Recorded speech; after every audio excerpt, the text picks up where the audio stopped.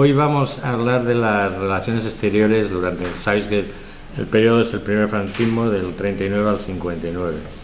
Lo primero que hay que significar es que la política exterior de España la hacía única y exclusivamente Franco. Es decir, muchas veces los ministros de Exteriores se enteraban a posteriori de las decisiones que tomaba el insigne caudillo, ¿no? Uno de los temas que ha sido recurrentes y que siguen todavía determinados sectores diciendo que España lo pasó tan mal por este aislamiento internacional en que sufrió. Yo creo que ya en las charlas que dimos sobre el hambre, la hambruna en España, etcétera, ya vimos que no era cierto, pero realmente en este aislamiento internacional el que empezó, digamos, a aislarse voluntariamente fue España. España, en 9 de mayo del 39, recién acabada la guerra civil, se marchó voluntariamente de la Sociedad de Naciones porque decía que esto estaba al servicio de los ingleses y de los franceses, ¿no? Antes de que finalizara la guerra mundial, para que veáis que esto de aislamiento fue, pero no tanto, se plantearon algunas potencias el intervenir en España, ¿no? Si no se llegó más lejos, es decir, si no hubo una intervención directa para acabar con el régimen de Franco, que todo el mundo sabía que había sido aliado del Eje durante la guerra mundial, fue por Churchill. A mí es un personaje que alaba mucho en la historia, creo que le dieron hasta un premio Nobel de literatura, y a mí me ha parecido siempre un personaje siniestro, ¿no?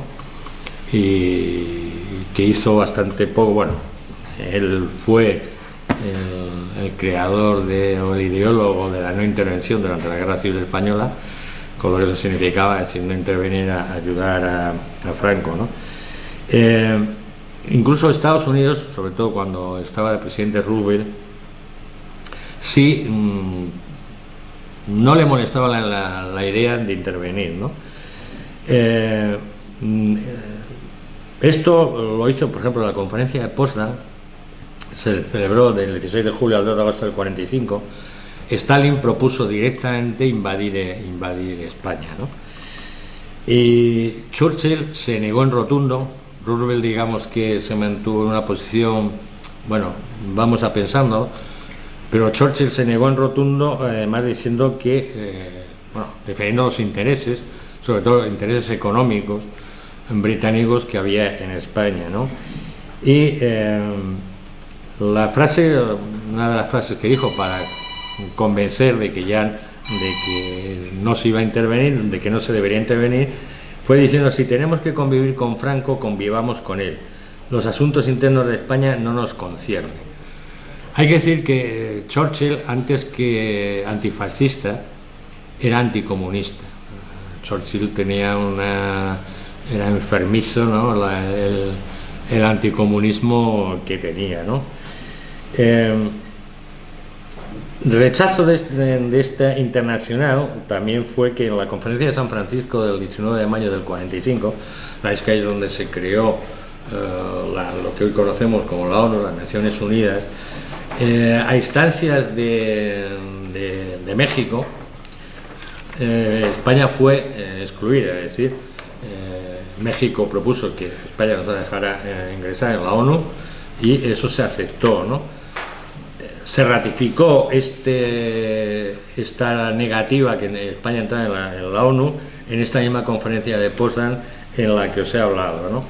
En esto sí estuvieron de acuerdo todos los líderes, incluyendo a Churchill, ¿no? La justificación que dieron es que claramente España había estado aliada, o el gobierno, el régimen español, había sido conformado gracias al apoyo de las potencias nazis, Alemania e Italia, ¿no? Cuando sí empezó quizás a haber un recrudecimiento en contra del régimen fue en el año 46, ¿no? El 9 de febrero de ese año las Naciones Unidas condena expresamente al régimen de Franco. El 1 de marzo Francia cierra la frontera cierre de la frontera con España, sobre todo porque unos días antes se había producido aquí en España el fusilamiento de un guerrillero español, de Cristiano García Granda, que era un héroe nacional en Francia por su pertenencia a los maquis durante la Segunda Guerra Mundial, ¿no? El día 12 de diciembre de ese mismo año, del 46, la ONU adopta una resolución en la que se pide a los países miembros que retiren los embajadores de España, ¿no? Solamente los mantuvieron Argentina, el Vaticano, Irlanda, Portugal y Suiza. No es casualidad, por ejemplo, Argentina y Portugal, por una aproximación ideológica, sabéis que tanto Perón como el dictador portugués eran filofascistas, ¿no? Irlanda y el Vaticano, por ser cristianos o ultracatólicos, y Suiza, porque Suiza siempre la pela es la pela, ¿no? En esto copiando a los catalanes, y deciden no retirarlos, ¿no? Cierto es también que tanto Estados Unidos como Gran Bretaña intentaron que esta medida fuera lo menos agresiva, entre comillas, posible, ¿no? De hecho, el 4 de marzo firman Estados Unidos, Gran Bretaña y Francia una nota en que, aunque condenaban el franquismo, declaraban su voluntad de no interferir en la política española. Era un poco, a nivel internacional se estaba utilizando con España la táctica del palo y la zanahoria, ¿no? Por un lado te condeno, retiro los embajadores y tal, pero bueno, por el otro lado nos mantenemos suaves, y de hecho se mantienen las relaciones, comerciales. Es decir, que el aislamiento no fue tanto, ¿no? Poco antes de finalizar la Guerra Mundial, el régimen llega, no sé cómo definirlo, a un estado de paroxismo mental, o bien que se habían comido una tortilla de marihuana entre todos, porque divide la Guerra Mundial en tres guerras distintas. Y esto quedó además muy reflejado en unos libros, yo lo leía de chiquillo, que eran Las hazañas bélicas, del grandísimo dibujante Boyce, que había sido miembro del Partido Comunista, por cierto. Y en los tebeos me acuerdo que era cuando la historia era entre americanos y japoneses, los buenos siempre eran los americanos. Si la historieta era alemanes contra ingleses, más o menos se mantenía, te daban una de cal, en una eran buenos los ingleses y en otra eran buenos los alemanes. Y en las que eran de alemanes contra soviéticos, ahí estaba claramente que los buenos eran los alemanes, ¿no? Pues de hecho es que esto era a nivel oficial, es decir, se propagó, la propaganda franquista, entre los periódicos, boletines y tal, dividió la Guerra Mundial en estas, digamos, tres subguerras. En una, evidentemente, en la de Alemania contra la URSS se mostraban porque decían que Alemania era defensora de la civilización cristiana y occidental. En las otras, claro, no podía decantarse muy claramente, no fuera a ser, ¿no? Pero, y la de Estados Unidos con Japón estaba muy lejos, entonces los yanquis eran los buenos, ¿no? En estos años también se inicia, sobre todo a partir del, bueno, el 43, 44, sobre todo ya en el 45, un intento, una campaña internacional de lavado de imagen. Se llegó a tal nivel que el 17 de octubre del 42 el embajador de España en Estados Unidos remitió una carta a su secretario de Estado norteamericano diciéndole que evitara que se llevara a cabo la película, o que se filmara la película Por quién doblan las campanas, que sabéis que estaba basada en una novela de Ernest Hemingway, en la que el protagonista es un rojo, porque decía en su carta que esto podía dañar la imagen de España y que podía acrecentar las buenas relaciones existentes entre España y Estados Unidos, etcétera, ¿no? Evidentemente las autoridades norteamericanas se pasaron, no hicieron el más mínimo caso a esta petición, ¿no? Para luchar un poco contra este contubernio internacional judío-masónico pagado por el Oro de Moscú, una cosa que llevó a cabo varias veces, ¿no? Franco fue la organización de manifestaciones, aquí veis, posiblemente la que fue más grande, que fue el 9 de diciembre del 46, en loor de Franco, ¿no?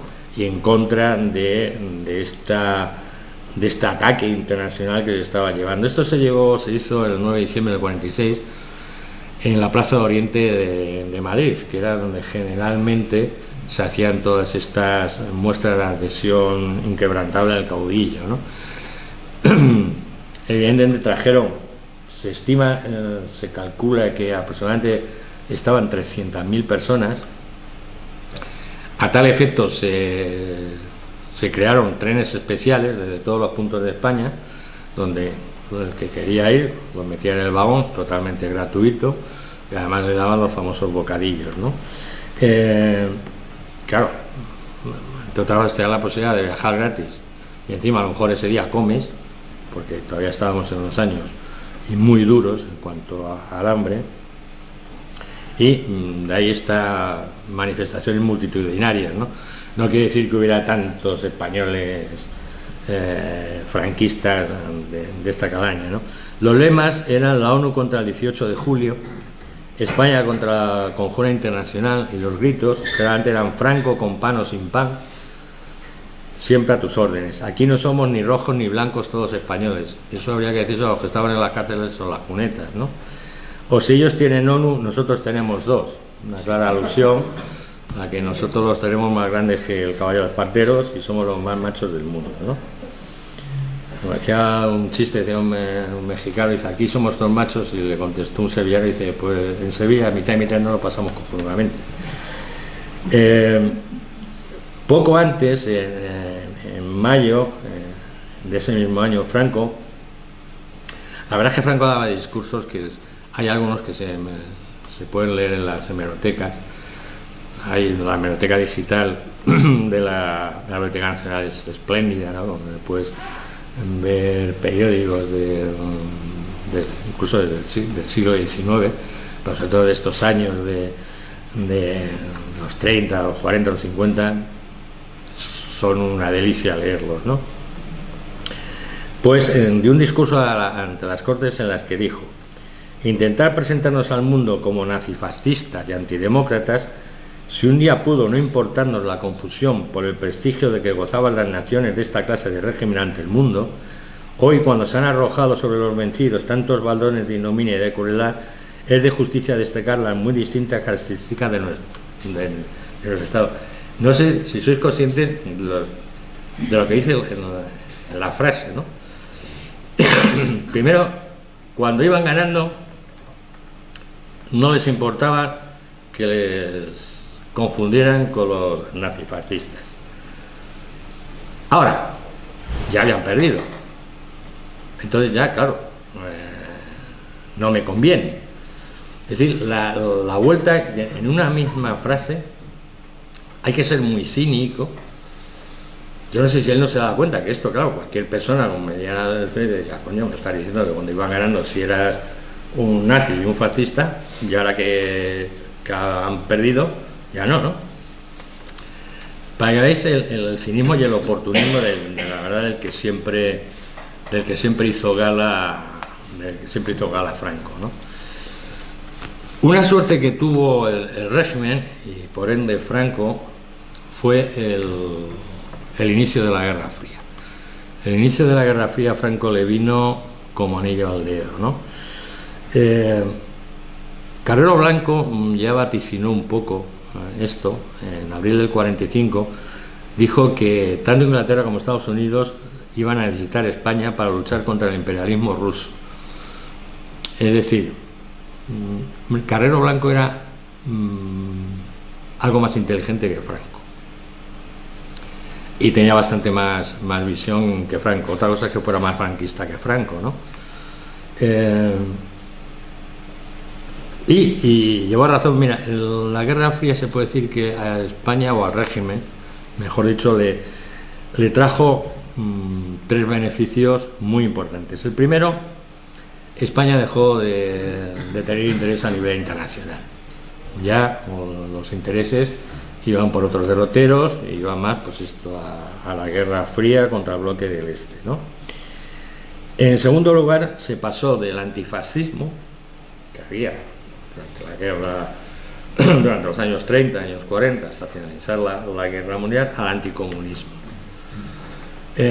Y tercero, Estados Unidos pasó a liderar, digamos, el antisovietismo, al que invitó a todos los países occidentales, incluyendo a España. Es decir, ya lo que Estados Unidos ya le importaba, tampoco es que le importara mucho nunca, ¿no? Le importaba tres pimientos qué tipo de régimen hubiera en los países occidentales, en tanto en cuanto fueran antisoviéticos, ¿no? Esto hace que, por ejemplo, en abril del 47, Estados Unidos se negó a imponer nuevas sanciones a España que se habían hablado, de las que se había hablado en la ONU, ¿no? ¿Qué ocurrió? Que no se ratificó en la ONU la condena llevada a cabo el año anterior, recordáis, la que se hizo en el 46, ¿no? Al año siguiente, en el 48, Francia, el día 10 de febrero, reabre la frontera. Un poco antes, en enero, el presidente Truman aprobaba la propuesta del Consejo de Seguridad Nacional norteamericano para normalizar las relaciones económicas y políticas con el régimen franquista, ¿no? Que viene y al año siguiente le llegan a España créditos concedidos por el Chase National Bank, el Import-Export Bank y el National City Bank, ¿no?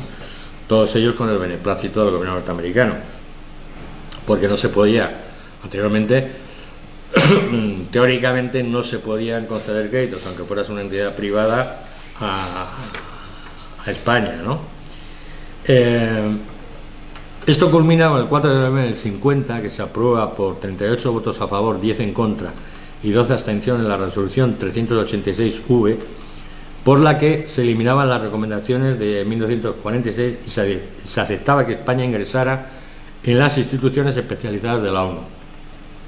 Es a partir de aquí cuando España empieza a entrar en la OEC, la OSD, el Euratom, la CEE, etcétera, etcétera. Es decir, ya se la empieza, la UNESCO ya se la empieza a admitir que entrara en estas organizaciones, tanto europeas como algunas dependientes de la ONU. Dentro de estas relaciones exteriores, ya nos vamos a parar en dos, que es las relaciones con Alemania y la famosa entrevista de Endaya, y las relaciones posteriores con Estados Unidos, ¿no? España, ya todos sabéis la ayuda que tuvo nazi, la ayuda que tuvo fascista durante la Guerra Civil. En mayo del 38 firmó ya un acuerdo con Alemania en un pacto secreto que convertía, de hecho, a España en un socio tanto económico como político de Alemania. El 31 de marzo, el 1 de enero del 39, el gobierno de Burgos y Himmler, todos sabéis quién era Himmler, ¿no?, firman un acuerdo cultural por el que, entre otras cosas, servía para difundir la ideología nazi en España. Es decir, el gobierno español se comprometía a difundir, pues, a través de prensa, de libros, etcétera, etcétera, todo lo que era la ideología nazi. Se firma un acuerdo comercial garantizando por parte de España el suministro de materias primas necesarias para Alemania, sobre todo las materias primas, redundaremos en ello, eran wolframio, por ejemplo, y otros minerales que son imprescindibles para la industria armamentística. En febrero del 43 se firma otro acuerdo por el que España se comprometía a no dejar pasar tropas aliadas por territorio español. Es decir, esto ya es un acuerdo, una ayuda clara, ¿no?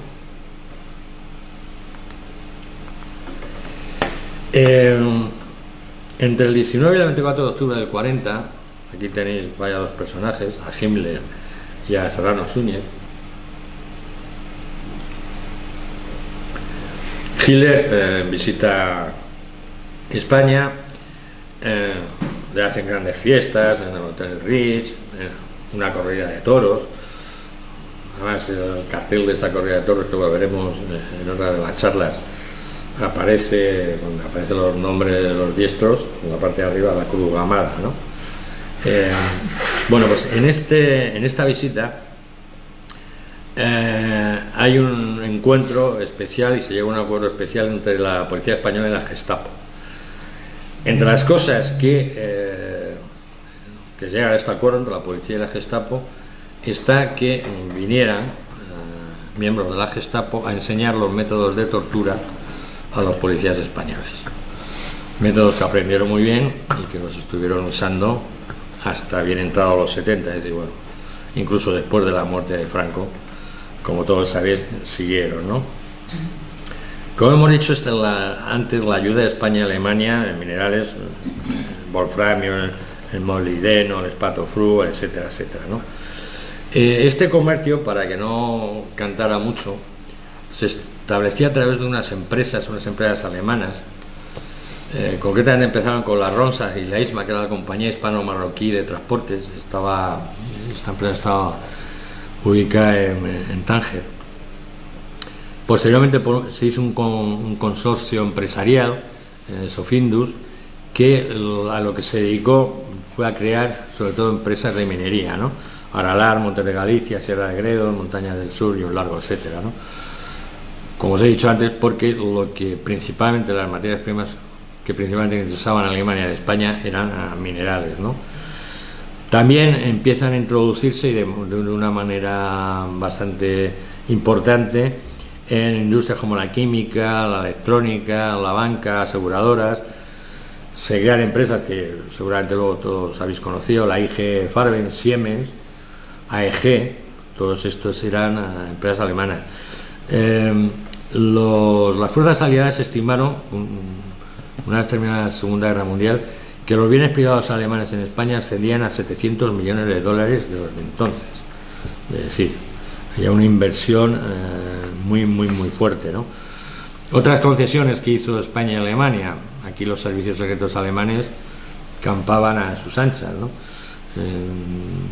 Una vez el embajador británico en España, en un informe que envió al Foreign Office, dijo que no le cabía la menor duda de que los ingleses seguían estando en España porque los alemanes querían. Y tal era la influencia en todos, en prensa, en todo, que había de los alemanes dentro de España, ¿no? Además, aunque esto, os digo, esta ayuda se intentaba mantener en secreto y se negaba, se descubrió porque los británicos capturaron en el año 41 un submarino alemán, el U-434, ¿no? Y dentro del submarino encontraron un montón de alimentos que provenían de España y la lista de suministros con un alta, recibido en Vigo el 15 de diciembre de 1941. El embajador británico protestó y Franco dijo, bueno, a nivel oficial, prohibido, a partir de ahora está prohibido abastecer a los submarinos alemanes. Se les siguió abasteciendo. Lo que pasa es que lo hicieron de manera más encubierta para que no le volviera a pasar lo que ya les había pasado, ¿no? La famosa neutralidad de Franco. Esto ha sido uno de los inventos más el Franco, de que España no entró en la Segunda Guerra Mundial porque Franco no quiso, ha sido uno de los inventos más bochornosos que creó la propaganda franquista. Lo malo, yo me acuerdo de cuando yo era niño, joven, lo seguía escuchando, ¿no? Es que España, gracias a Franco, no intervino en la Segunda Guerra Mundial, ¿no? Incluso hoy se sigue escuchando, ¿no? Los que yo llamo historietadores o estos tertulianos y gente de mal vivir, lo siguen diciendo, ¿no? Os voy a dar algunos datos para que veáis que eso es absolutamente mentira. Además, datos documentados, para que si alguna vez os vuelva a surgir esto, tengáis argumentos para rebatir a los que defiendan esto, ¿no? España empieza, cuando empieza la Segunda Guerra Mundial, se declara neutral. Bien.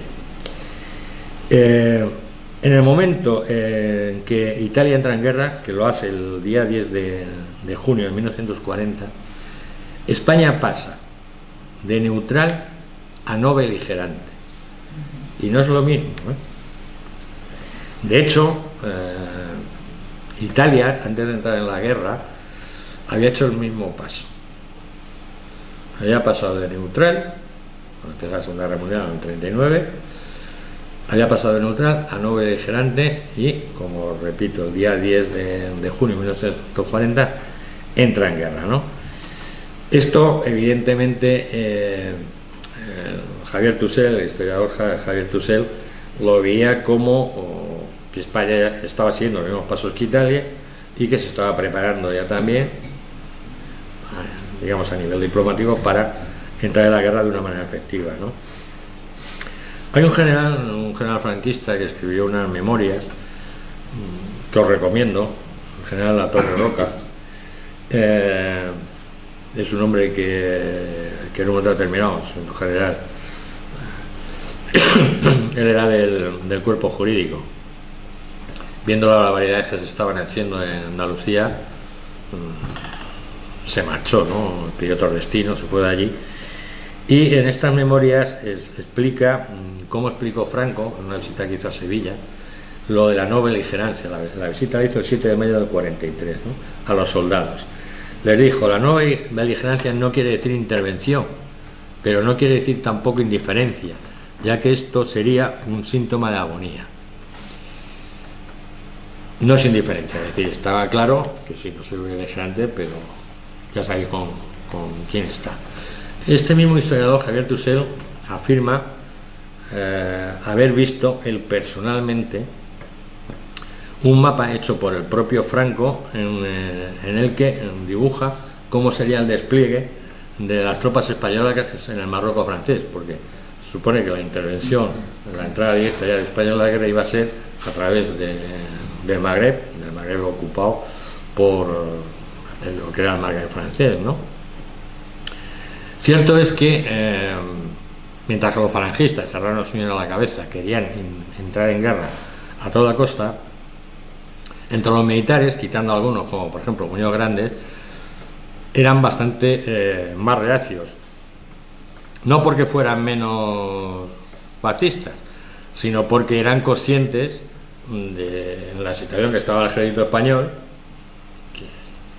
que era, bueno, un armamento no ya obsoleto, sino lo siguiente, ¿no? Y que no tenía, o sea, el ejército español no tenía capacidad de intervenir en una contienda como era la contienda mundial, ¿no? En su visita, bueno, esta fue Serrano Suñer, como ya os digo, ahí está otra vez con el amigo Himmler, hizo varias visitas a Alemania para convencer al régimen alemán, o sea, a Hitler, de que España quería entrar en la Segunda Guerra Mundial y que quería participar activamente, ¿no? El intento, o sea, lo primero que dijeron Serrano Suñer para entrar en la guerra, pedía que el gobierno de Vichy, ¿sabes?, la parte francesa, el gobierno colaboracionista del mariscal Pétain, se le entregara a España el Marruecos francés y el Orangesado. Orangesado era una parte de la Argelia, de Argelia, que también estaba dentro del protectorado francés, ¿no? Y ya puestos a pedir, bueno, pues ya que llega aquí, también solicitó que devolvieran a España el Roussillon y la Baja Navarra. El Roussillon y la Baja Navarra las cedió España a Francia en la famosa paz de los Pirineos de 1659. Es decir, es como ahora aquello que dicen lo de Gibraltar. Hay que recordarles que Gibraltar es inglés porque se lo dimos los españoles. Es decir, no es que los británicos conquistaran Gibraltar, no, se lo dimos. Es decir, como se le dio Mallorca, lo que pasa es que Menorca luego tuvieron la diferencia de devolvernos, ¿no? Pero ellos dicen: no, es que Gibraltar es español. No, bueno, sí, pero se lo diste. Entonces, si Gibraltar es español, Ceuta y Melilla, ¿qué son? porque Ceuta y Melilla sí fueron conquistadas por las armas, y Gibraltar no. Pero vamos, esas son disquisiciones mías, ¿no? El 19 de septiembre de este año del 40, Serrano Suñer se entrevistó con von Ribbentrop, era el ministro de Asuntos Exteriores nazi, ¿no? Y en él expresó los deseos personales de Franco de participar en la guerra. Ribbentrop pues le dijo, bueno, sí, buenas palabras, venga, vamos a tomarnos un café. Bueno, pues si quieres, antes que nada, nos cedes una de las Islas Canarias para poner allí nosotros una base. Cuando tienen conversaciones Hitler y Mussolini, los dos están de acuerdo en una cosa: que Franco pedía, y esto lo dice el conde Chiano, dice, los españoles piden mucho y no dan nada. Tanto Mussolini como Hitler eran conscientes de que la ayuda militar que podía ofrecer España era cero. Porque sí, ellos podían, porque es que mirar la paradoja. Y si España entra en guerra, las armas, para que pudiera entrar el ejército español, se las tenían que dar los alemanes y los italianos. Es decir, bueno, ¿qué es lo que en el fondo, qué es lo que me das? Gente para que la maten. Porque si te tengo que dar yo las armas para que me defiendas, pues menudo negocio que estoy haciendo, ¿no? Es decir, eran claros, ni Hitler ni Mussolini en ningún momento vieron que fuera provechoso la entrada, o que a ellos les sirviera de algo la entrada de España en la guerra. Al revés, es decir, tenía más cosas negativas en tanto al coste económico que les iba a suponer volverlos a armar, claro, y no solo armarles, darles alimentos, porque recordemos que los españoles estaban muriendo de hambre. Es decir, no tenemos mucho que ofrecer, ¿no? Incluso en ese año Franco, aparte de enviar como emisario al cuñadísimo, le escribe una carta personal a Hitler, en la que le dice: querido Führer, en el momento que los ejércitos alemanes bajo su dirección están conduciendo la mayor batalla de la historia a un final victorioso, un vidente era, me gustaría expresarle mi admiración y entusiasmo y el de mi pueblo, que observa con profunda emoción el curso de una lucha que ellos consideran propia. No necesito asegurarle lo grande que es mi deseo de no permanecer al margen de sus cuitas, y lo grande que sería mi satisfacción al prestarle en toda ocasión los servicios que usted estime más valiosos. Más claro, agua. Pero, para redundar, la carta concluía ofreciéndole 2 millones de veteranos de la mejor calidad. Si estos no quieren entrar en la guerra, pues no sé, lo disimularon muy bien. Es más, mira, llegaba tal el deseo de entrar en la guerra. Todo esto es porque sí estaban conscientes de que Alemania iba a ganar la guerra, y lo que querían es, en el pastel que se iba a repartir luego, llevarse un cacho. Sobre todo España estaba en Marruecos, ¿no? En lo que era el Marruecos francés, que pasaba en España. Francos y Serrano Suñer le ofrecieron a través del ministro de Exteriores, que entonces era Beigbeder, el 23 de junio raptar a los duques de Windsor, que estaba en ese momento, los duques de Windsor estaban en España camino de Lisboa. O sea, se ofrecieron a raptarlos. Yo es que ya no sé qué les hace falta a los negacionistas para ver que Franco estaba deseando entrar. Bueno, ya han sido de ardor guerrero, y digo yo que después de haberse tomado unos cuantos orujos, el 17 de septiembre de 1941 Franco dio un discurso en el Consejo Nacional de Falange, y ya tuvo ahí ya los bémoles de amenazar a Estados Unidos. Dijo: ni el continente americano puede soñar en intervenciones en Europa sin sujetarse a una catástrofe, que pueden las costas americanas peligrar por ataques de las potencias europeas. Se ha planteado mal la guerra y los aliados la han perdido. En estos momentos en que las armas dirigen la batalla de Europa y el cristianismo de hace tantos años anhelaban, y en que la sangre de nuestros jóvenes va a unirse a la de nuestros camaradas del Eje, como expresión viva de solidaridad, renovemos nuestra fe en el destino de nuestra patria, que han de hablar estrechamente unidos a nuestros ejércitos y la falange. O sea, ya puesto, ya cuando el gallego se subía ya decía, vamos, era bajito, pero se subía bien, ¿no? O sea, amenazas a Estados Unidos, pues te digo, o abusaban del orujo o no sé. Uno que en algunos momentos, bueno, el que más se creyó que España, que estaba acá, sus deseos los conocían todos, ¿no? Pero el que España quería entrar era Churchill. Entonces, lo que él pensó, dice, bueno, para evitarlo, por si acaso, ya conocían de que muchos militares no estaban por la labor, conocedores de la situación del ejército, recurrió al soborno. Entonces, a través del agregado naval británico, Heinz-Hilger, y gracias a Juan March, otro que le daba lo mismo pelo que lana con tal de sacar tajada, ¿no? Dispuso de 13 millones de libras esterlinas, que en aquella época era muchísimo dinero, para sobornar a militares, sobre todo a los que eran más o menos monárquicos, como Aranda, Orgá, Varela, Quindelán, Saliquet, etc.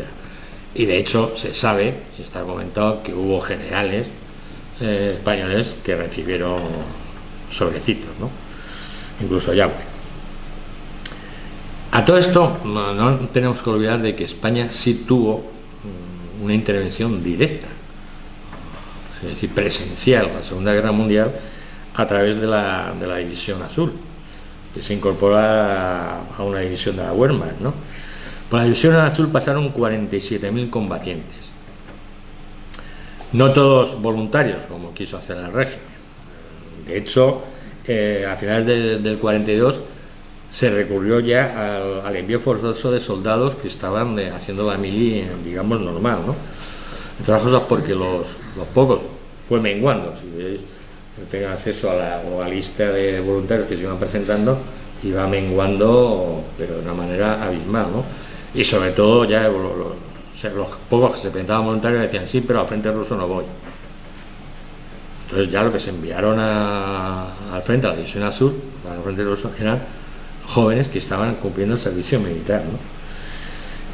De este contingente, la División Azul tuvo un 56% de bajas entre muertos, heridos, desaparecidos y capturados. Y no fue la única aportación humana que hizo Franco a Hitler.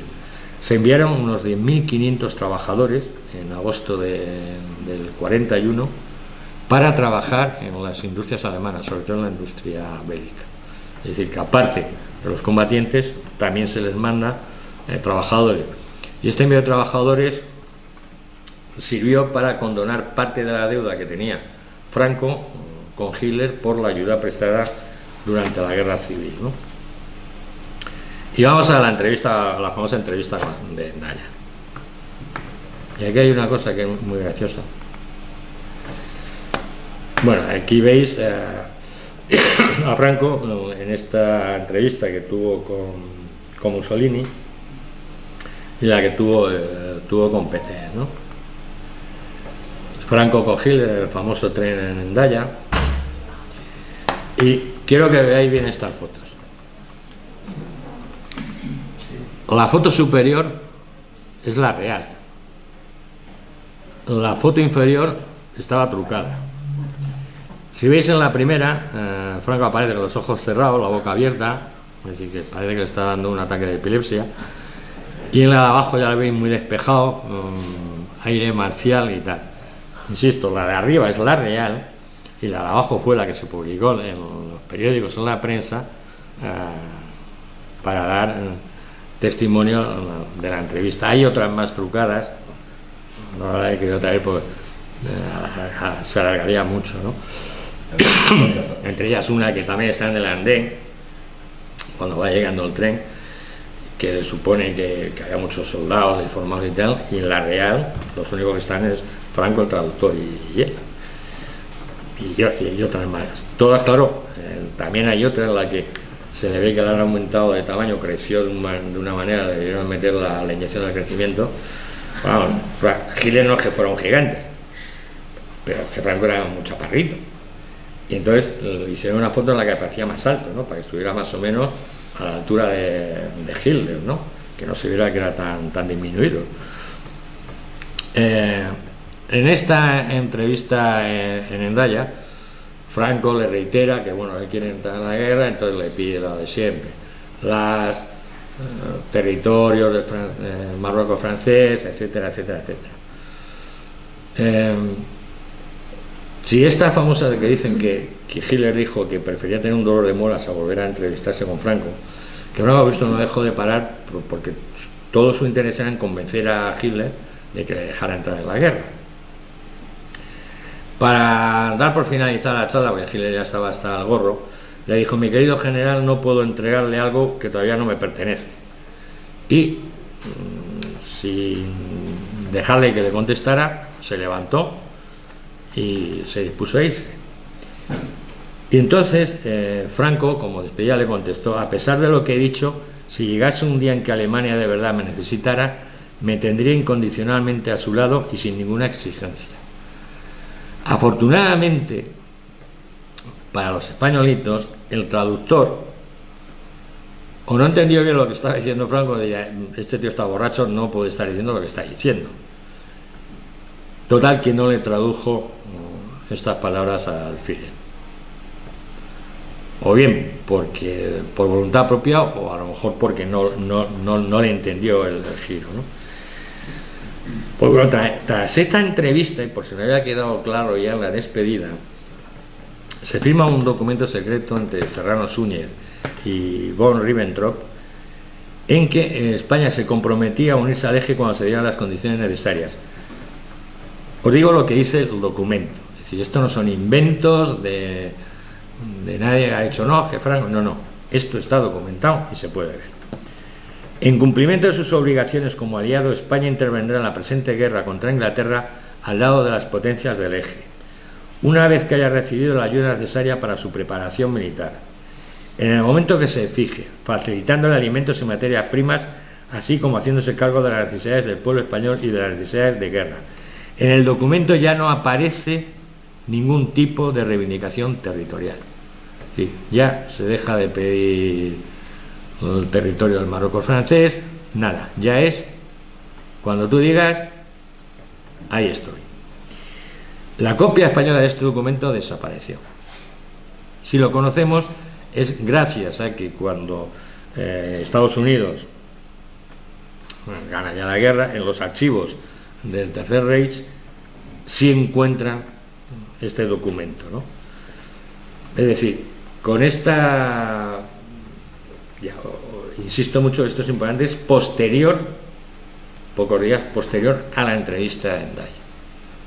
Es decir, confirmando estas palabras de Franco a guisa a modo de despedida, dicen: entramos ya como tú quieras, eso sí, para no tener que ir con tirachinas, darnos algunos fusiles, ¿no? Y no, yo hice la mili, desgraciadamente a mí me tocó. Yo la guardia se hacía con un Mauser del 42. Aquello tenía más peligro si lo disparabas para el que disparaba que para el que fueras a disparar. Bueno, yo me acuerdo que sí, teníamos el CM también, pero con aquello disparabas, el hombro se te iba a Albacete. O sea, unos cardenales, pero con 5 o 6 disparos quisieras, porque aquí con las partes se encasquillaban cada 2x3, pues eran, pues esas todavía. Yo hice la mili en el año 74-75, todavía se seguía utilizando. O sea, imaginaros en la época de que estamos hablando el material de guerra que tenía España. Es que todavía tenía fusiles de la Primera Guerra Mundial.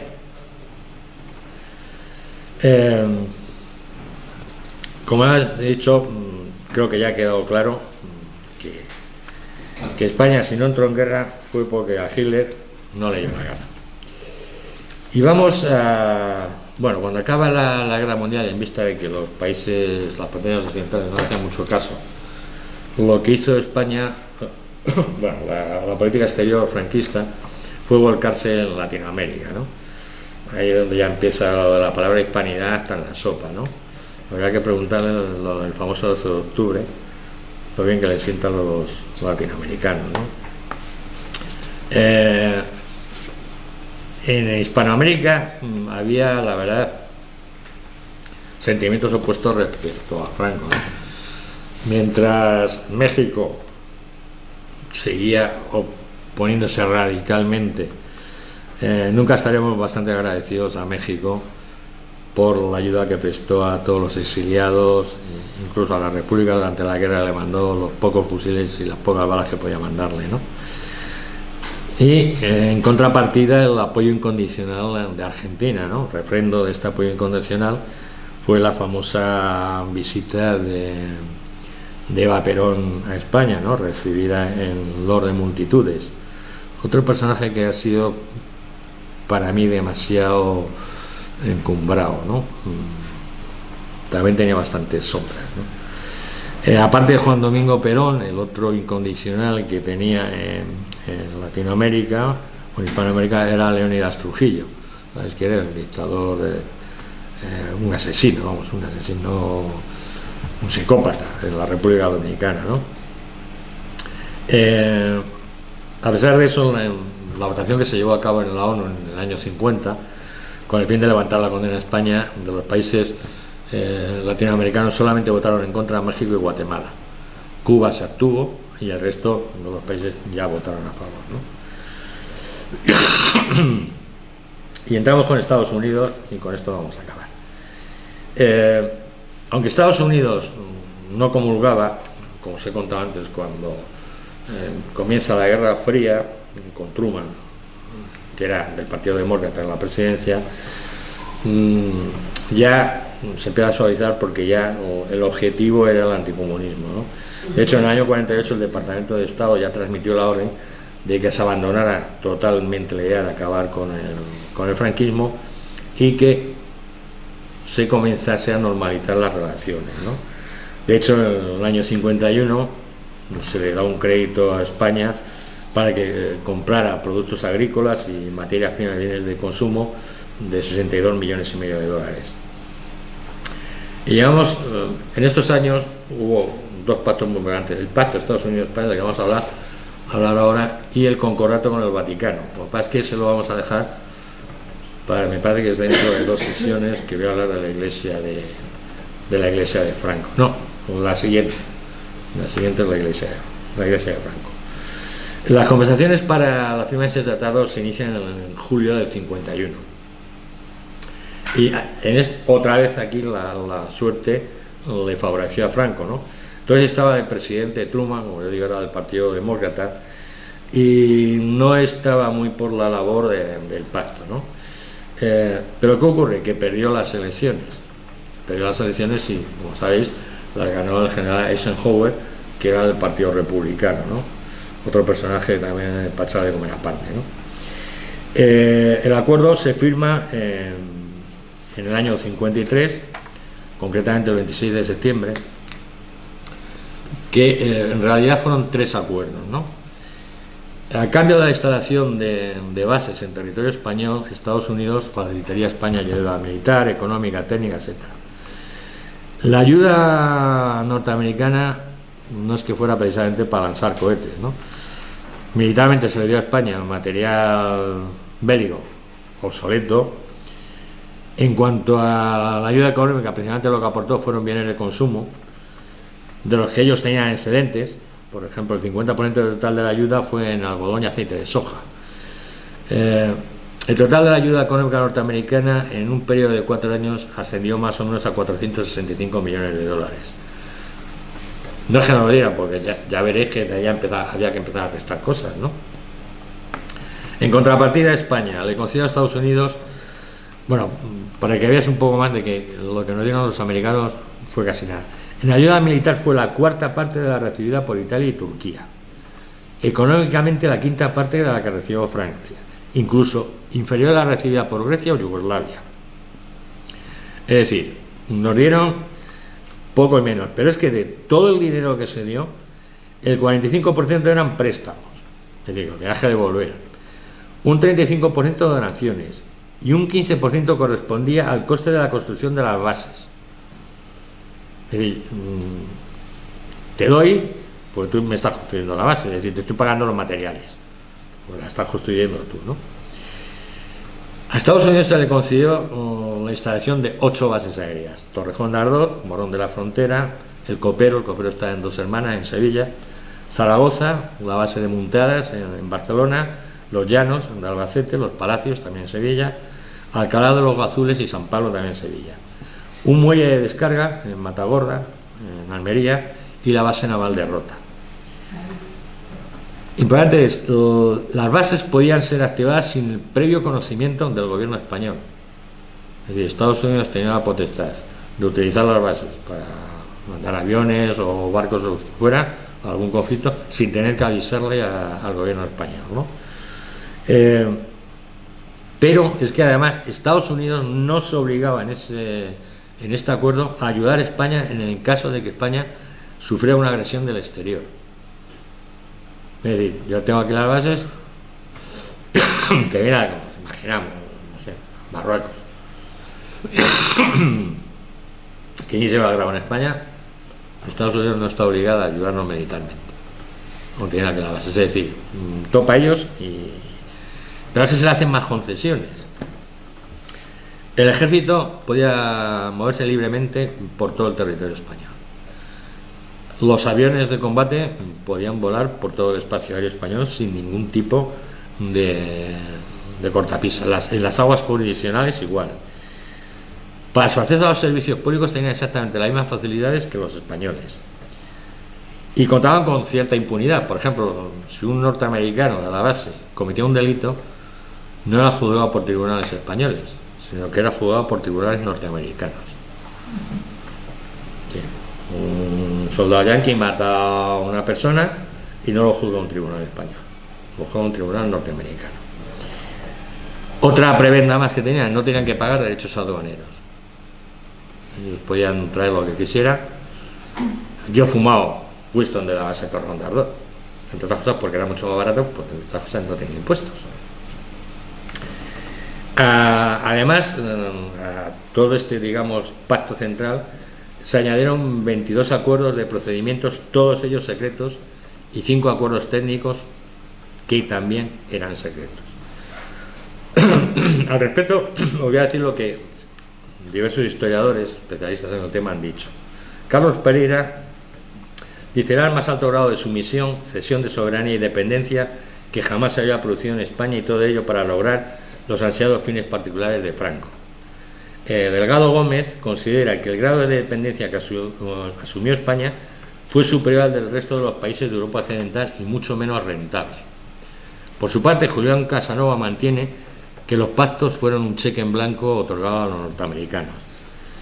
Es decir, de esto hay incluso un alto cargo de la época, un alto cargo franquista, dijo sobre los acuerdos: pusimos a disposición de los Estados Unidos España entera.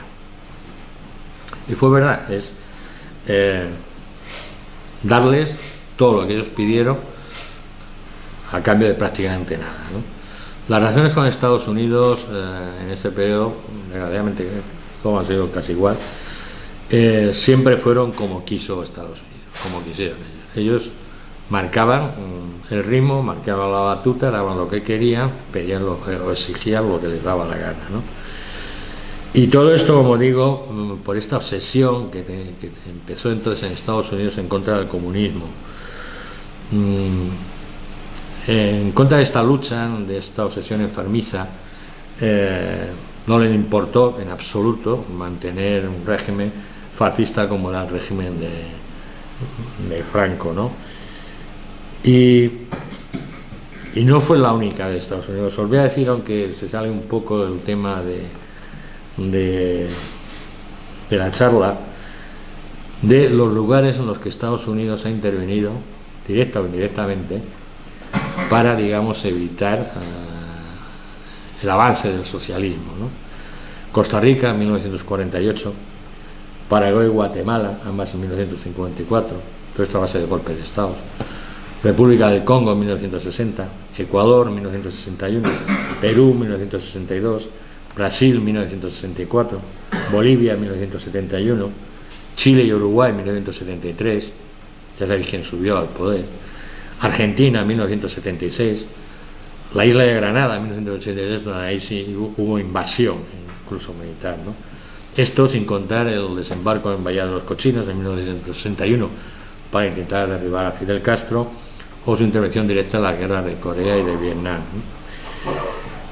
Como conclusiones, creo que ha quedado claro que este aislamiento internacional, como os he dicho al principio, no fue un contubernio judeo-masónico comunista, sino que se debió a la simpatía o la ayuda que había recibido, la colaboración que había tenido el régimen franquista con el régimen fascista y el régimen nazi, ¿no? Y que tampoco fue, creo que ha quedado medianamente claro, tan duro como se ha querido vender, ¿no? Así que se ha querido vender como que España, que la dejaron como una isla y cortaron todo alrededor, ¿no? Creo que también ha quedado claro que si España no entró en la guerra no fue porque Franco fuera más macho que nadie, sino porque ni Hitler ni Mussolini vieron ningún beneficio en la entrada, ¿no? Y que, digamos, le benefició evidentemente el inicio de la Guerra Fría, y otro pacto, por llamarlo de alguna manera, que le benefició muchísimo a nivel internacional, de hecho ya hablaremos en la próxima, fue el concordato con el Vaticano, que fue en el mismo año, el año 1953, que parece que el único bueno que ocurrió en España es que nací yo, ¿no? Y con esto, si tenéis alguna pregunta, y si no, damos por concluida. Dime. Solamente por curiosidad, has nombrado 8 bases. Yo no conocía aéreas. Vamos, yo conocía las más importantes, Morón, pues había más. ¿Siguieron esas 8 bases durante todo el tiempo? Sí, las últimas, con el recurso del tiempo, a partir de los 60 pasaron a ser de utilización mixta. La mayoría de ellas, no todas, ¿no? Sí. Y luego poco a poco, pues sí, ya fueron pasando todas a manos españolas, ¿no? No olvidemos que la base rota sigue estando los yanquis, ¿eh? Ojo. Ya. Bueno, este es el personaje que hay en medio.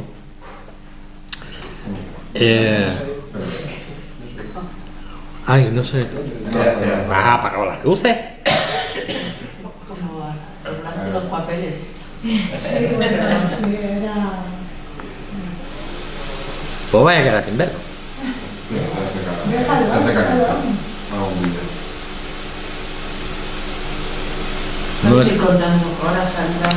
Mira, bueno, es una foto en la que sale Franco recibiendo a Eisenhower cuando viene a España, ¿no? Sí. Y el personaje que hay en medio es un personaje siniestro. Este tío fue, años más tarde, era el segundo de la CIA, el segundo jefe de la CIA. Y sabéis que con el asesinato de Carrero Blanco, muchas historias, y una de ellas implica que la CIA actuó directamente. Hombre, y el del medio.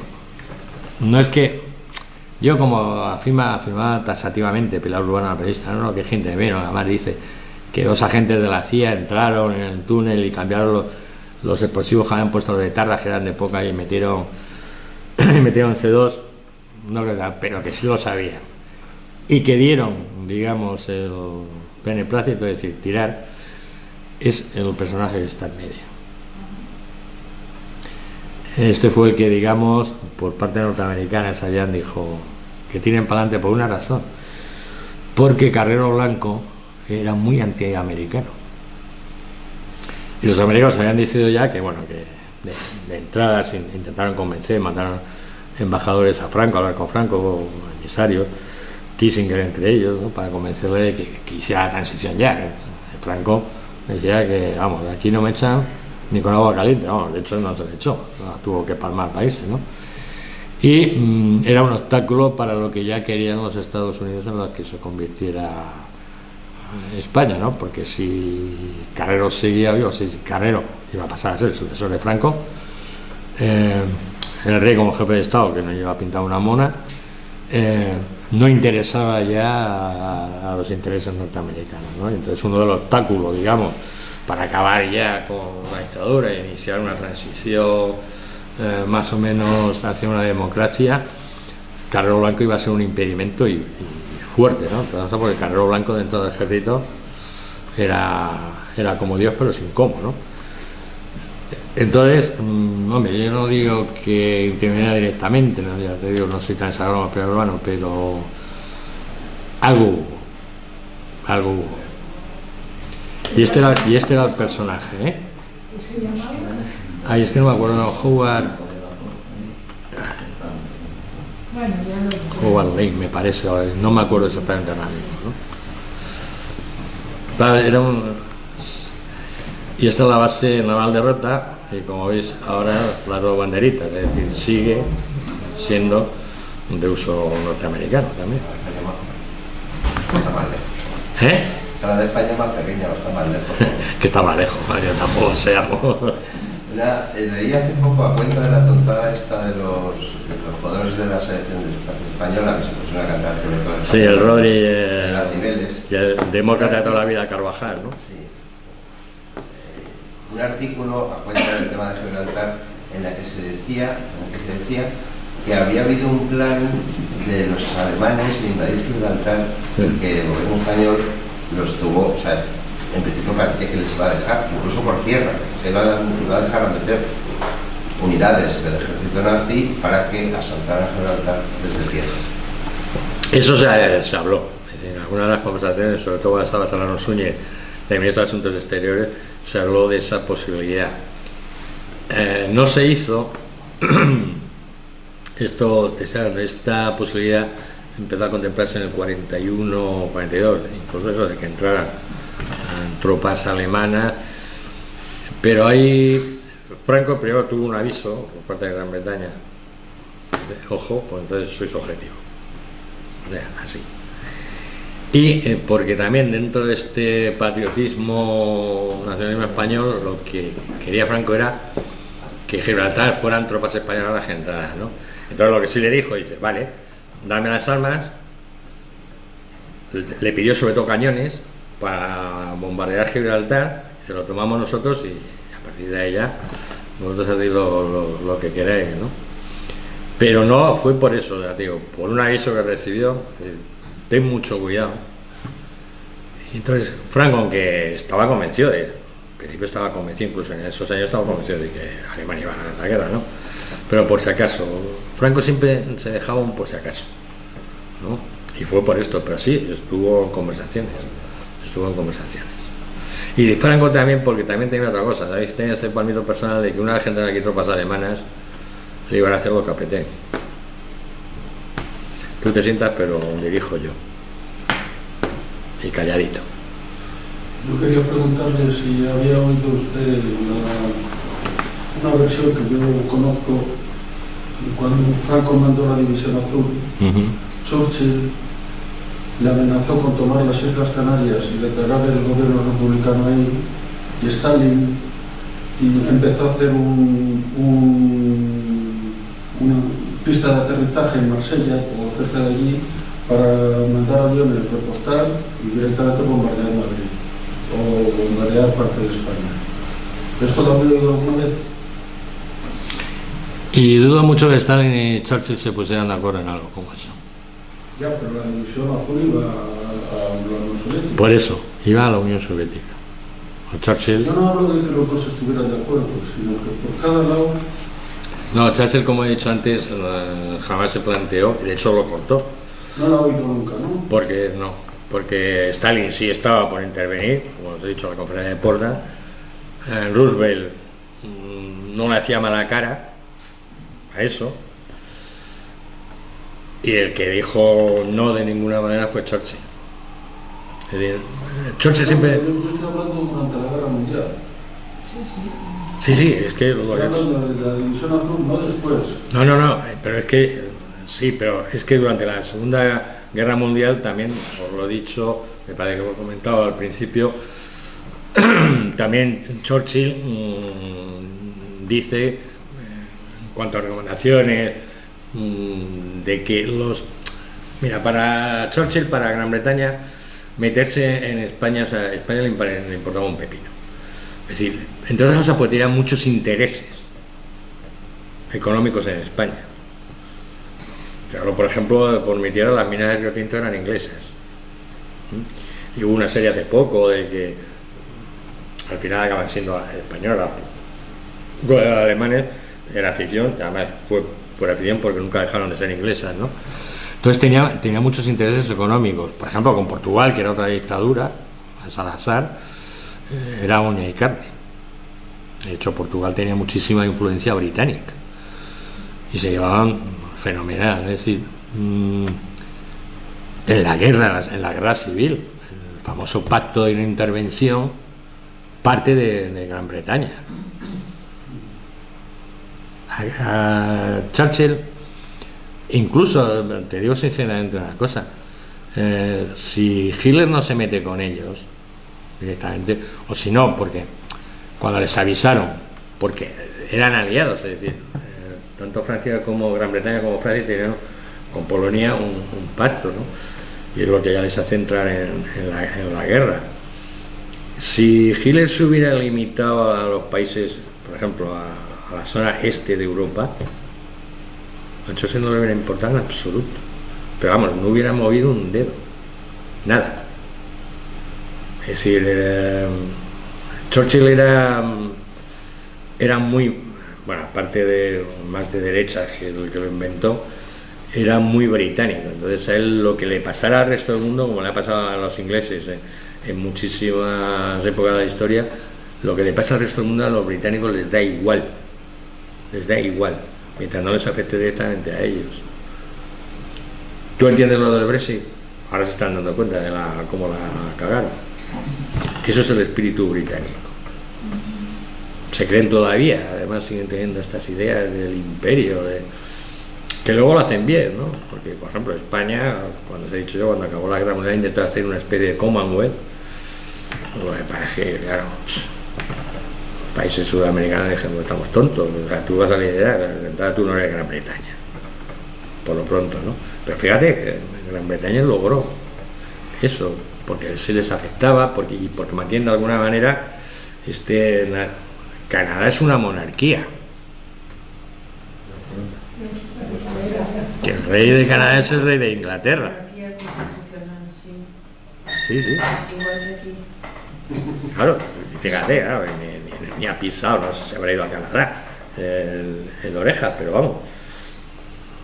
Es decir, no sé dónde lo habrá leído, ni yo no tenía la noticia de ella y no me la creo mucho, sinceramente. No me lo creo mucho. Que si se hubieran puesto, si hubiera entrado directamente, no la División Azul, España en guerra, sí, un objetivo británico era las Canarias.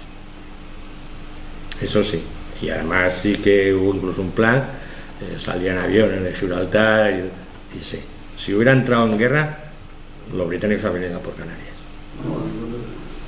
Lo que yo sé es a raíz de la División Azul, Pero es que la División Azul no era una intervención directa, 47 porque soldados. ya, pero es que se supone que eran voluntarios. Y de hecho al principio se presentaron voluntarios, bueno, algunos voluntarios de la fuerza, porque muchos de los voluntarios eran berlangas. Los que dijeron, o vas, o tu familia lo va a pasar muy mal. Y dicen, bueno, pues voy, ¿qué le voy a hacer? Y otros muchos igual, en su caso. La gente que amenazaron a las familias, o vas voluntario, claro, pone todas las comidas que quieras, pero ellos firmaban, me cuenta que se presentaban voluntarios. Y de hecho no aparece como ejército español, sino que las integran en la 250ª división de la Wehrmacht. Es decir, no eran tropas españolas, eran voluntarios españoles que eran como las brigadas internacionales. Pues, no, pero vamos, por ponerte un símil, algo parecido, ¿no? Entonces, claro, no puede decir que ingleses, norteamericanos, franceses, Inglaterra, Estados Unidos, Francia participó en la Guerra Civil Española, no. Fueron voluntarios de esos países que sí vinieron a luchar a favor de la República, pero no el gobierno, no la nación. Entonces, en ese caso, la División Azul es igual. Eran voluntarios españoles, pero no era España. Si es España la que sí que entra, sí es cierto que un objetivo británico era las Canarias. Y hubiera ido a por ellas, claro. Entre otras cosas porque si ya anda en guerra. Y si se le concede a Alemania, como quería en un principio, una de las Islas Canarias, para poner ahí unas bases, ten en cuenta que controlan ya toda la costa atlántica, digamos, europea y africana, desde ahí, de las Canarias. Pues eso a Gran Bretaña le había causado mucho perjuicio. Las fuerzas que tenía, digamos, que era superior a Gran Bretaña a Alemania, era la Armada, que sí controlaba, que controlaba el Atlántico y tal. Mira, me ha sorprendido, pero no tenía ni idea, de los 10.000 trabajadores esos que fueron allí, no sé si fueron voluntarios, o un poco como los de la División Azul, ¿no? Más o menos. ¿España obtuvo alguna contraprestación? No, era pago de parte de España, vamos a ver, España, la ayuda alemana a España, la guerra civil, no fue gratis. Es decir, eso tiene una contraprestación, tenía un precio. Y en parte del pago de la gran deuda con la que quedó España con respecto a Alemania tras la guerra civil, parte del pago se hizo con el envío de estos 10.500 trabajadores ahí. ¿Y esos trabajadores qué frente era? ¿Voluntarios, presos? ¿Qué? No, presos no más. Trabajadores a los que... Aquí, claro. Sí, claro. Había de todo, incluido el Henry Barco, perdón. Henry Barco. Pero El que se hizo ¿recibían pasar. un salario? O... Sí, no, ahí Sí. como trabajadores cobraban, tenían su sueldo, claro. Lo que pasa que fue y lo dejaron a su suerte. Sí, no. Cuando fue para Cuando acabó la guerra ya os apañéis, ¿no? Que incluso la División Azul, cuando desaparece la División Azul, es decir, ya se disuelve en el año 43, algunos españoles siguieron combatiendo allí. De hecho, en la defensa de Berlín hay españoles defendiendo, digamos, ya lo único que queda, el ducto de Giles y tal, había españoles. Y algunos se quedaron, los fanáticos de estos de Falange, ¿no? Pero podemos decir que de los que mandaron voluntarios, a lo mejor un 60%, no más. Y como os he dicho, en un momento determinado sí se mandaban voluntarios, pero con la elección de no ir al frente ruso. Por lo cual no les cogían, porque para lo que querían era para el frente ruso. Que por ejemplo, si la División Azul hubiera intervenido en el frente occidental, es decir, cuando desembarcaron los italianos en Sicilia, se les hubieran mandado allí, ojo, que entonces a lo mejor Franco había tenido problemas. Pero como a esto les daba igual, les mataran rusos, pues que maten comunistas. A otro no da lo mismo.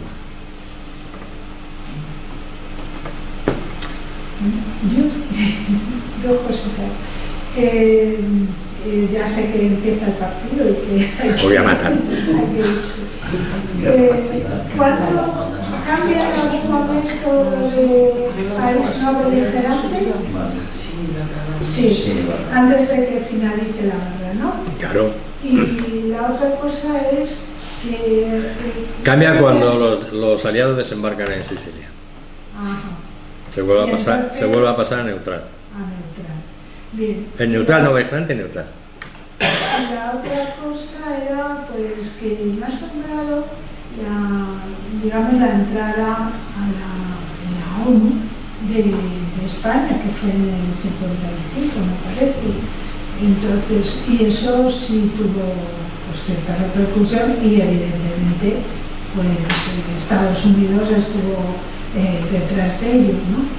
Y era como, digamos, el reconocimiento por parte de todos de que era después de los pactos con Estados Unidos y con el Vaticano.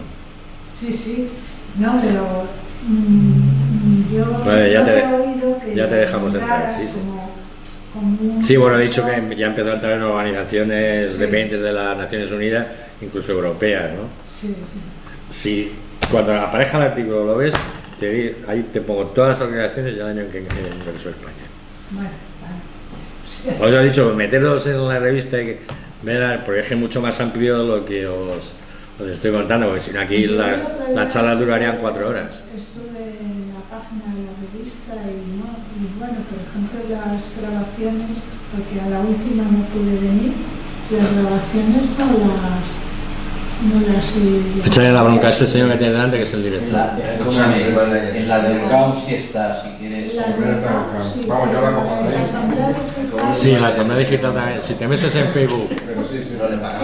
en revista Asamblea Digital, no, tenemos página directa, te puedes meter directamente en revista Asamblea Digital o a través de Facebook y también la puedes ver en revistas. Y todos los artículos los puedes ver o bien directamente en la revista Asamblea o en la página nuestra de Facebook. Ahí los podéis ver, descargarlo, hacer lo que queráis. De acuerdo. Bueno, Tiene cobertura aquí, si no te vas a quedar.